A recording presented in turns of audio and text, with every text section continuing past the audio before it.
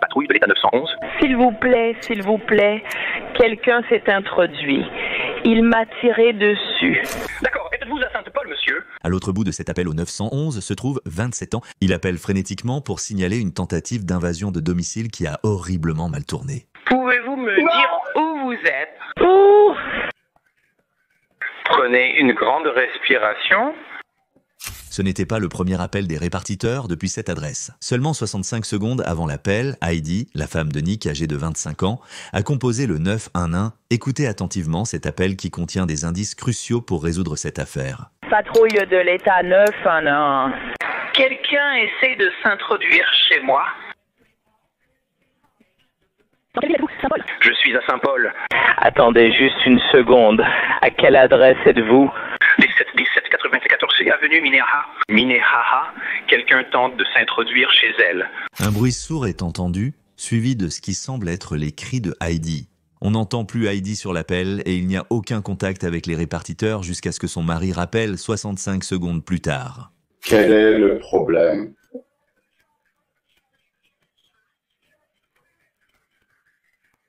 Ma femme a été blessée par balle, j'ai été blessé par balle. Oui, s'il vous plaît, quelqu'un a cambriolé ma maison. Non! Je ne sais pas. Êtes-vous le seul blessé? Les répartiteurs ont réussi à garder le Nick paniqué en ligne avec eux jusqu'à 7 minutes plus tard lorsque la police est arrivée. Voyez-vous un officier? La police est arrivée. Nick, tu peux raccrocher. Lorsque la police est arrivée, elle a remarqué que la porte d'entrée était ouverte juste d'un pouce et l'odeur de la poudre à canon était épaisse dans l'air. Nous ne savons pas si le ou les suspects sont toujours à l'adresse, donc nous avons sorti nos armes à feu. Il y a un officier juste à ma gauche qui donne un coup de pied à la porte. En entrant dans la maison, il voit d'abord un fusil de chasse au sol, puis dans la cuisine, Nick avec une femme allongée à côté de lui. L'un des officiers vérifie la maison pour des intrus, tandis que l'autre s'occupe de Nick et Heidi. À leur arrivée, les secouristes ont immédiatement prodigué des soins. Nick avait été touché à la jambe et a été transporté d'urgence à l'hôpital, mais malheureusement, Heidi n'a pas survécu. À l'hôpital, Nick était soigné pour une blessure par balle traversante à la cuisse supérieure gauche. Et bien qu'il n'y ait pas eu de saignement majeur, il y avait des lésions des tissus mous. Par moments, il était hystérique. Pleurant bruyamment, après quelques heures de traitement, il a été libéré. Heidi et Nick se sont rencontrés à l'église quand elle était en première année de lycée et lui en troisième année. Ils se sont mariés en 2005 et ont acheté une maison en septembre 2007. Il travaillait pour l'entreprise familiale et Heidi travaillait comme employée dans une entreprise de services financiers. Nick Firkus avait une personnalité très chaleureuse et engageante. Il se comportait avec confiance et il avait un caractère élevé, une grande intégrité dans l'Église. Ah, c'était la réputation qu'il s'était construite. Heidi et Nick étaient tous deux très respectés dans la communauté.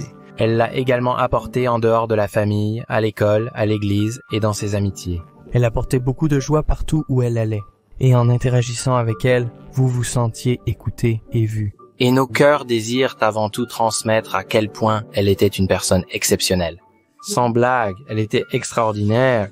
Alors que Nick reste à l'hôpital, la police enquête déjà sur les lieux et pose des questions pour essayer de découvrir qui pourrait être cet intrus. C'est à ce moment qu'ils sont tombés sur le voisin vivant juste à côté. J'ai été réveillé par les chatons qui se promenaient un peu partout. Un bruit a attiré mon attention, j'ai passé la tête par la fenêtre et écouté un peu. C'est à ce moment-là que j'ai entendu ce qui ressemblait à des coups de feu, une sorte de cri agonisant de « Tu l'as tiré, tu m'as tiré ».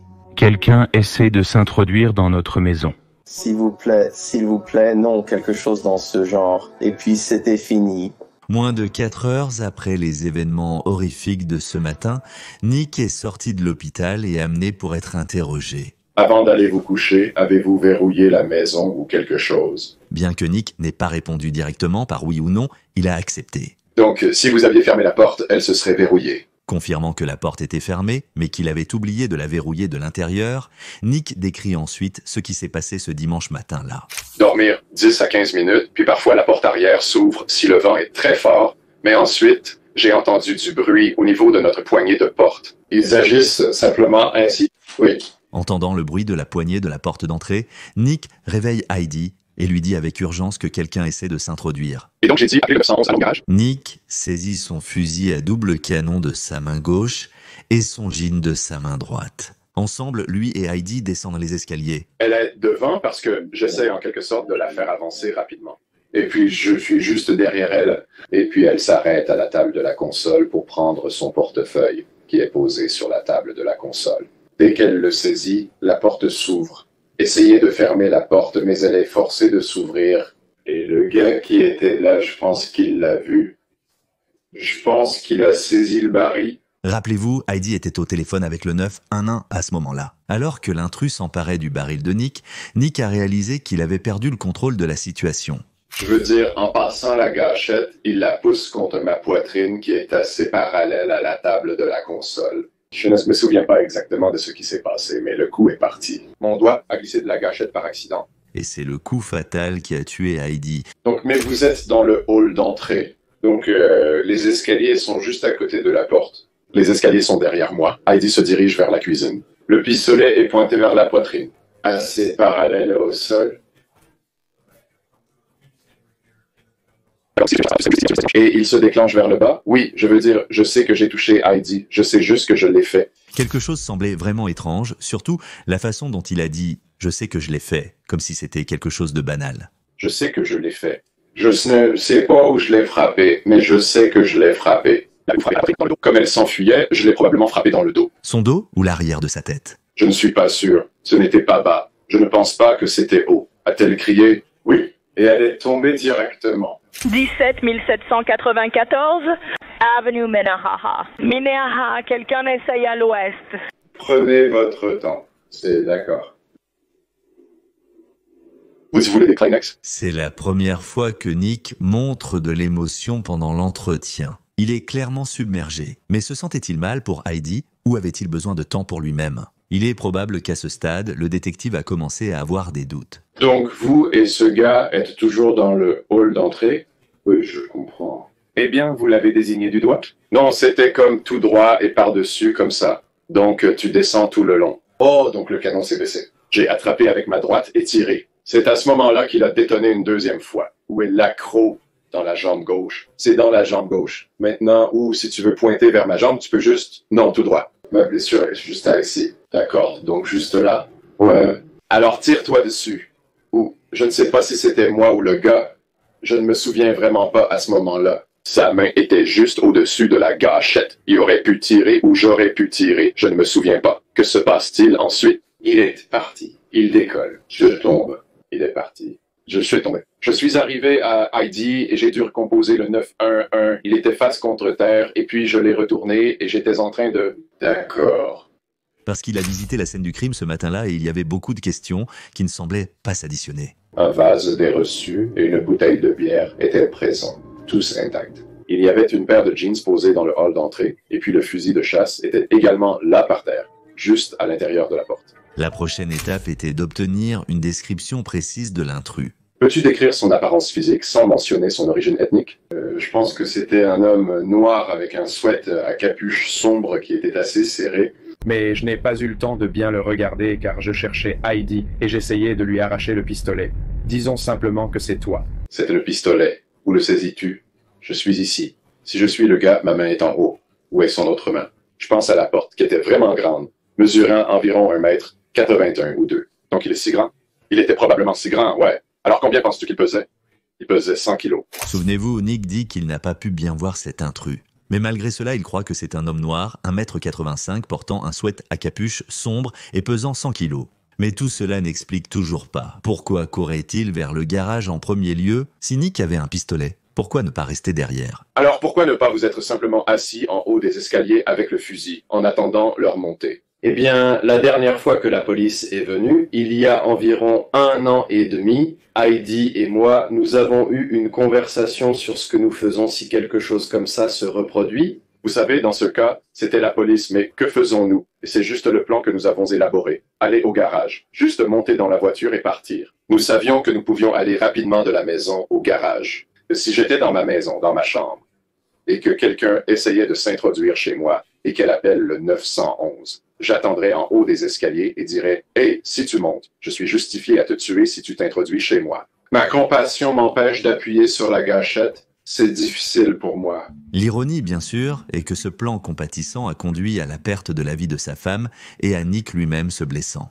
Je n'ai vu personne sortir de cette maison. Avez-vous un système d'alarme chez vous?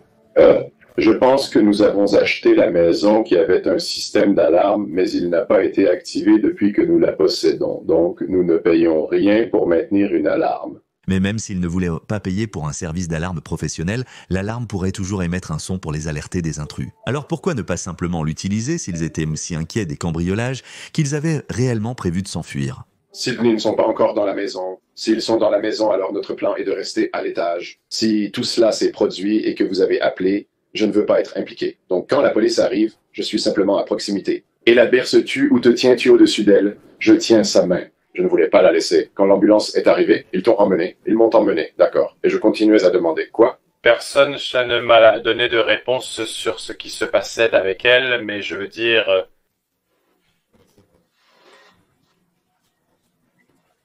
C'est la partie la plus étrange de l'interview, parce qu'on est 1h30 plus tard, et seulement maintenant Nick demande à propos de Heidi. Et même alors, il ne pousse pas vraiment pour cela. Il est assez passif et dit que personne ne lui dit rien et il suppose le pire. Ce n'est pas le type de comportement que j'attendrais d'un mari qui ne connaît pas l'état de sa femme alors qu'il a été emmené en ambulance pendant qu'elle restait derrière. Il ne sait même pas si elle est morte ou vivante. En disant cela, il présume le pire. Cela semble être une manière extrêmement nonchalante pour un mari de gérer une perte potentiellement déchirante. Vous avez des problèmes ou quelque chose comme ça? Juste les choses normales.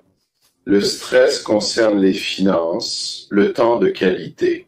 Vous n'êtes pas en retard sur les factures en ce moment. Nous avons plusieurs factures à payer, ce qui est stressant. D'autant plus que nous déménageons demain. Déménager où? Nous n'avions pas encore décidé de cela. Et cet endroit est difficile pour nous. Nous devons quitter notre maison saisie avant demain, lundi. Vous deviez partir avant lundi? Mais le plus gros choc de toute l'interview, c'est qu'ils perdent sur leur maison demain. Rien n'était du tout emballé. Le placard était encore plein de vêtements.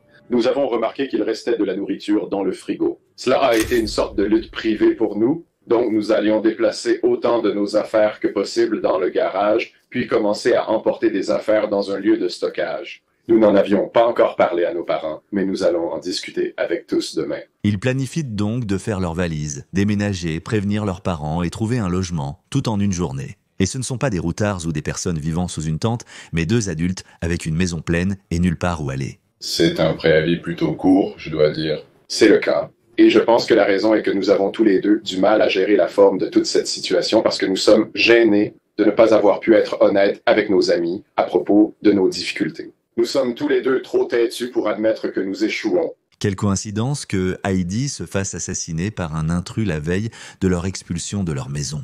Et personne ne connaissait les difficultés financières du couple. Ni les amants, ni la famille. Mais la question est, même Heidi était-elle au courant de cela? Donc vous et elle n'avez jamais mentionné cela à aucun des 2 ensembles de parents? Aucun de nos parents, ni aucun de nos amis. Personne ne sait cela par vous et nous. Alors Heidi, où comptiez-vous installer les meubles? Nous allions garder le matériel dans la remorque pour le travail et en mettre une partie dans le garage. Quelle est la taille de cette remorque? Et la raison est que lorsque je parlais aux personnes qui gèrent notre monde avec les choses de la saisie, ils ont dit que si nous pouvions le sortir de la maison et le mettre dans le garage, ils nous laisseraient encore revenir et sortir certaines choses. Avez-vous des assurances vie croisées? Non, nous n'avons pas de police d'assurance vie. En plus des difficultés financières, allez-vous faire face à d'autres types de problèmes? Notre niveau d'intimité dans notre relation, avoir des rapports sexuels, est vraiment douloureux pour Heidi. Chaque homme a des besoins et des pulsions, des préoccupations, peu importe comment vous voulez le formuler. Avez-vous eu des aventures avec d'autres femmes? Non, absolument pas. Après les questions gênantes, mais importantes sur leur vie personnelle pour déterminer s'il y avait un mobile, le détective a recentré son attention sur la scène du crime, vers une zone qui n'avait pas vraiment de sens. Plus précisément, où et comment exactement Nick a été abattu. Où est-ce ça? Vous pouvez voir un tas de plomb comme dans la partie inférieure de la porte. Si vous êtes avec ce gars en train de lutter avec une arme comme celle-ci, comment les plombs traversent-ils votre jambe, rebondissent sur le sol, puis entrent dans la porte? Je pense qu'il pourrait y avoir un point dans cela. Je crois qu'à un moment dans la bagarre, j'aurais pu tourner, mais je n'en suis pas certain. Après 3 heures d'interrogatoire et beaucoup d'explications colorées. Donc, pendant que je suis allongé ici, toi et lui vous battez avec une arme à feu. Ouais, non. Cela ne s'est pas passé? Non. Donc tu n'es pas sur le dos? Non. Le détective n'avait toujours rien de concret pour accuser Nick. De plus, il avait répondu à chaque question qu'il lui avait posée. Faire. Avez-vous un lien avec cela? Non. Absolument pas. D'accord. Absolument pas. Très bien. Voici ma carte. Si vous avez des questions ou s'il se passe quelque chose, appelez-moi. Je vous contacterai également. Après que le détective lui ait donné sa carte et quitté la pièce, c'était enfin terminé pour Nick et il pouvait pousser un soupir de soulagement. Puis sa famille est entrée dans la pièce et il a étreint sa mère et a pleuré pendant 10 minutes d'affilée. Alors que Nick a pu rentrer chez lui, il restait encore des questions en suspens sur cet intrus mystérieux et le détective pensait qu'il interrogeait une victime, mais vers la fin, il avait des doutes. Nous n'avons vu aucun signe d'effraction dans la maison. Sur la base des preuves physiques sur les lieux, sa version de l'incident ne pouvait pas être plausible.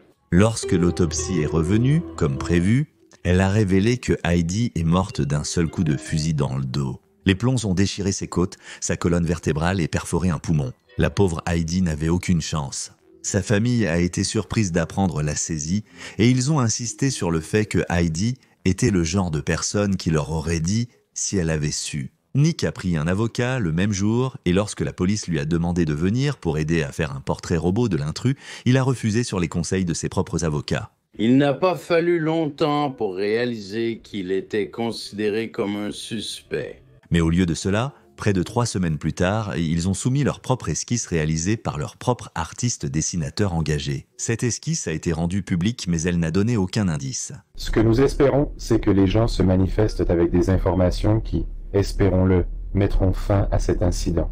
Le sergent Peterson et moi-même espérons que les gens se regarderont bien en face et réaliseront qu'ils détiennent des informations qui, espérons-le, mettront fin à cet incident. Le temps a passé, les jours se sont transformés en semaines, en mois et finalement en années, et 2 ans plus tard, il semblait que Nick avait tourné la page. Il a épousé Rachel Sanchez en août 2012. Le couple a eu 3 enfants et a même emménagé dans une maison achetée par les parents de Nick. Mais la famille de Heidi n'a jamais oublié. Comment l'aurait-il pu? Il continuait d'appeler le détective lors d'occasions spéciales comme le jour de la mort de Heidi et le jour de sa naissance. La manière dont Heidi a été emportée, ma première réaction a été de devoir m'asseoir physiquement et de réfléchir à la réalité de ce que je venais d'entendre. Mais ce qui a surpris tout le monde, c'est que Nick, l'homme chrétien au grand cœur, a refusé de coopérer. En fait, il a dit au détective d'arrêter de le déranger. C'est un peu plus anormal que ce à quoi nous avons généralement affaire.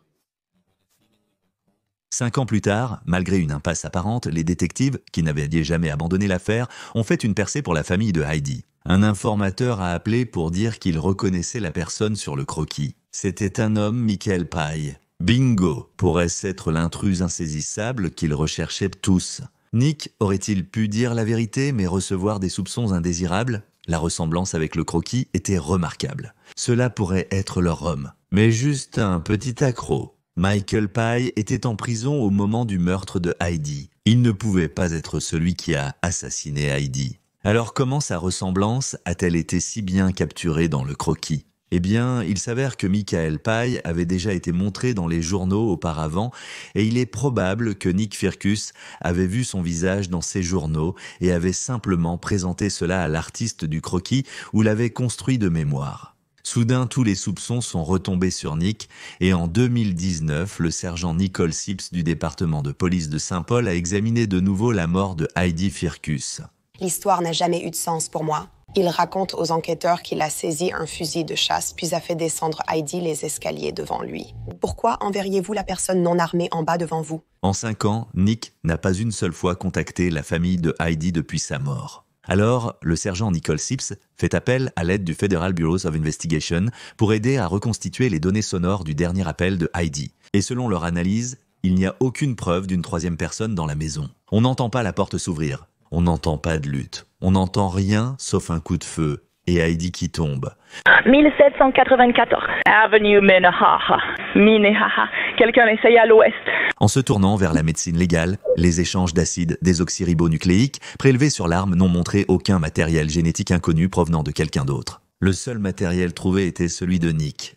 C'était la même chose sur la poignée de porte, donc soit l'intrus portait des gants, soit il n'était pas là du tout. De plus, l'examen du coup qui a frappé Heidi a montré des incohérences dans le récit que Nick a décrit. Selon Nick, le pistolet aurait accidentellement détonné près de l'entrée, à côté de la table. Mais Heidi a été touchée beaucoup plus près, depuis le milieu du hall d'entrée et à hauteur d'épaule. Et une lutte à l'entrée aurait fait contact avec la table, pourtant rien sur la table n'a été perturbé ou renversé. Il est probable que Heidi a été tenue dans l'ignorance de la saisie et de l'expulsion le lendemain. Heidi semblait ne pas avoir connaissance de la saisie et de l'expulsion. Elle n'avait même pas pris de congé le lendemain, un lundi. Nick gérait toutes les communications concernant la saisie. Il lui a probablement donné de fausses assurances et dissimulait activement la gravité de leur situation financière. Lorsque les procédures d'expulsion ont commencé le 12 février 2010, Nicolas a assisté lui-même aux audiences le 8 mars.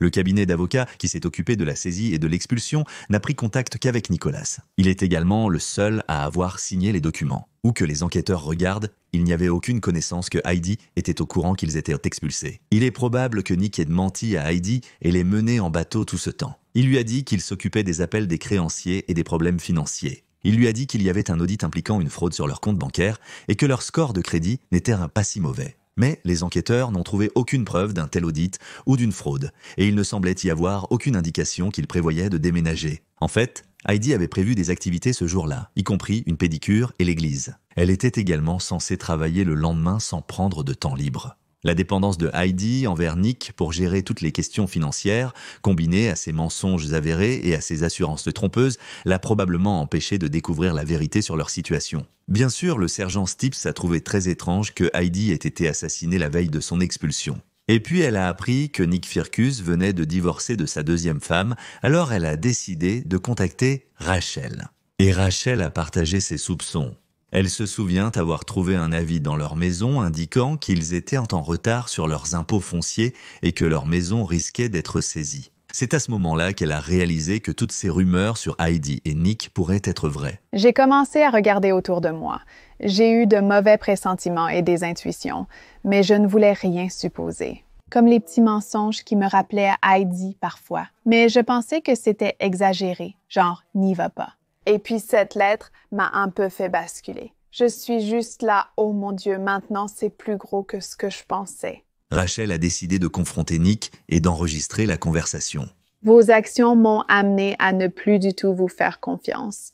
Et le fait que vous mentiez a été si facile pour vous à faire devant moi encore et encore me fait penser... Que je devrais assassiner ma femme. Que vous pourriez mentir à propos de quelque chose. Que je pourrais assassiner ma femme. Oui. Mandat de perquisition. J'ai des armes qui arrivent. Rien sur ses mains. Allô? Police. Nous avons un mandat de perquisition. D'accord, Nick sort. Oui. Mets tes mains derrière ton dos pour moi. D'accord. Je vais t'expliquer le sens de tout ça. Nous avons un mandat d'arrêt contre vous, monsieur. Pourquoi? Homicide. En mai 2021, 11 ans après le meurtre de Heidi, Nick Firkus a été arrêté et accusé de meurtre au 2e degré dans la mort de sa femme. Un grand jury augmenterait plus tard cette accusation à un meurtre au 1er degré. L'accusation a soutenu que le mobile de Nick était de cacher la grave difficulté financière et la honte à sa propre femme. Il préférerait la tuer plutôt que de lui faire connaître la vérité sur leur expulsion imminente et les nombreux mensonges qu'il lui avait racontés au fil des ans. Mais l'avocat de la défense de Nick, Robert Richman, a nié ces allégations. Il n'y avait rien dans le fait de tuer la femme que tout le monde s'accordait à dire qu'il aimait qui pourrait aider sa situation.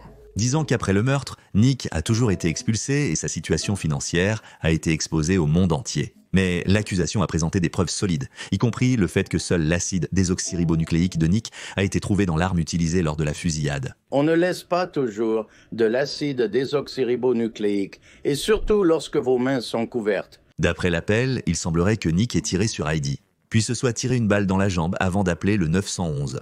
Tout cela s'est passé en 65 secondes. Heidi est apparemment descendue seule les escaliers avec son portable. Vous pouvez l'entendre sur l'appel du 911.